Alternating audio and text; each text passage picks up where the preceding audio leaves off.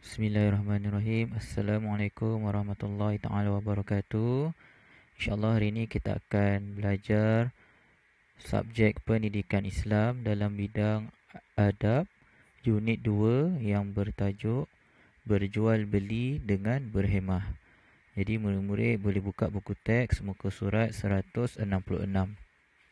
Bila kita lihat pada muka surat ini, terdapat beberapa orang pelajar di dewan makan ataupun di kantin yang sedang beratur untuk membayar makanan mereka, dan juga terdapat juga beberapa orang pelajar sedang makan.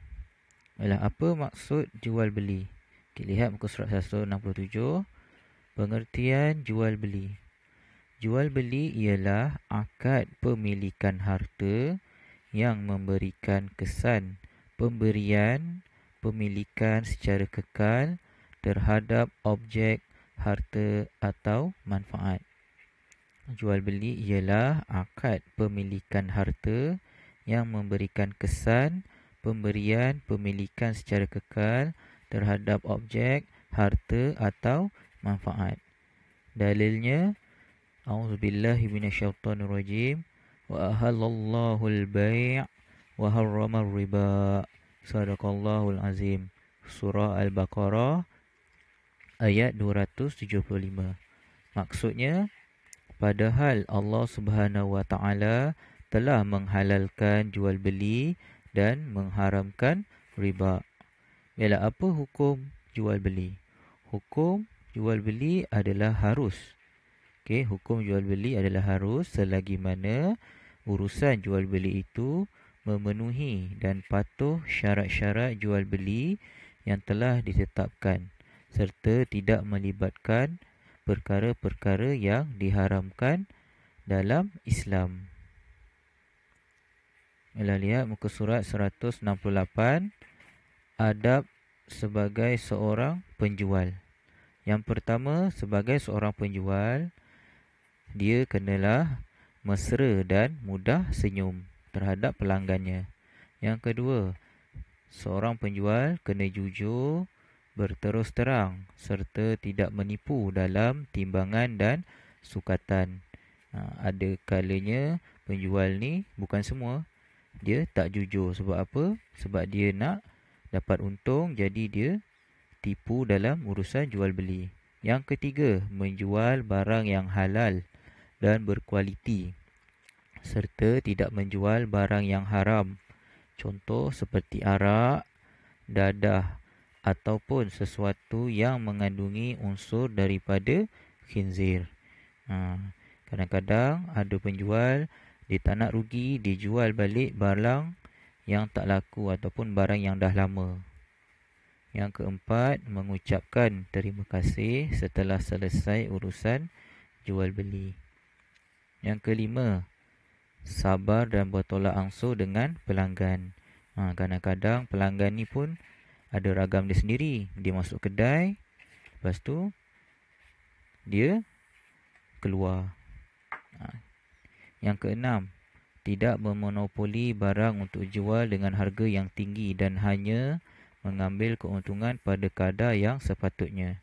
Contohnya, dia sorokkan gula ataupun dia sorokkan minyak. Bila orang datang ke kedai, ditanya ada tak, dia kata tak ada. Hakikatnya dia simpan supaya nanti boleh jual dengan harga mahal. Yang ketujuh, mengelakkan elemen riba. Riba ni maksudnya dia contoh dia sepatutnya harga tu RM2, tapi sebabkan orang tu dia tak ada duit, jadi dia berhutang dulu dengan penjual. Jadi penjual ni izinkan. Kemudian dengan syarat dia kena bayar balik hutang tu dengan harga RM2.50 contohnya. Jadi 50 tu adalah riba.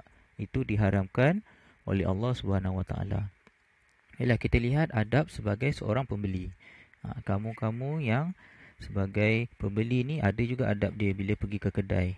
Bukan kedai saja, pergi ke warung ataupun kedai makan. Yang pertama, kena berkomunikasi secara baik. Tak boleh datang kedai terus jerit-jerit walaupun kita kenal orang dalam kedai tu. Yang kedua, tidak membeli barang yang haram seperti arak, dadah atau sesuatu yang mengandungi unsur daripada khinzir. Yang ketiga, kita sebagai pembeli hendaklah menyenangkan urusan penjual. Nak senangkan macam mana? Bila kita masuk, kita terus tanya penjual barang yang kita nak. Jadi mudah untuk penjual tu menunjukkan di mana terletaknya tempat yang kita nak beli tu. Ataupun dia akan bagi tahu terus dia tiada jual benda yang kita nak. Yang keempat, tenang dan tidak banyak kerenah.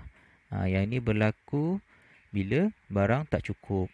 Yang kelima, sabar menunggu giliran ketika membeli. Yang ini selalu berlaku ketika nak bayar. Okay, kita dah beratur, tiba-tiba orang depan kita tu, dia kata dengan penjual tu, sekejap saya ada barang nak ambil lagi. Jadi, kita nak cepat ni, tapi dia boleh pula terhege-hege. Kat sini kita kena sabar. Dan orang yang tadi tu pun, dia tak mengamalkan adab sebagai pembeli, iaitu tidak berkomunikasi secara baik ataupun menyenangkan urusan penjual. Yang keenam, berterima kasih setelah selesai urusan jual beli.